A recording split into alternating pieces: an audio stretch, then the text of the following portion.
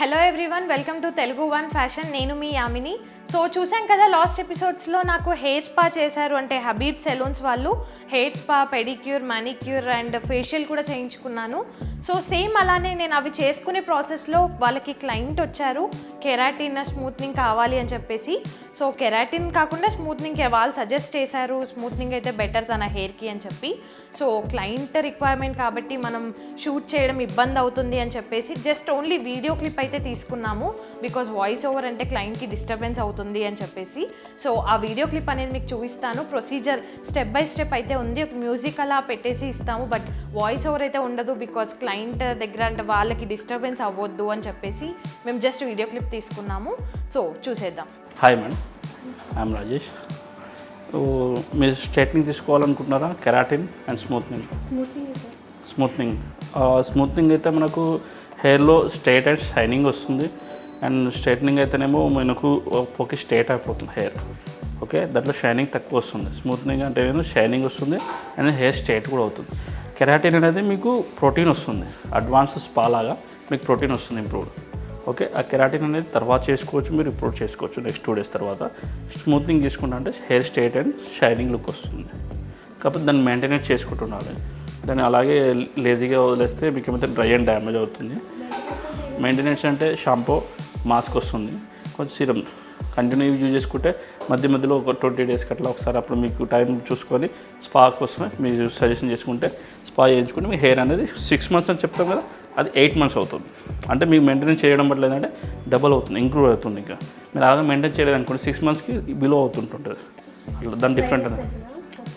Dry అంటే స్పిటెన్స్ వస్తుంటాయి అన్నట్టు మెయింటెనెన్స్ చేయకపోతే.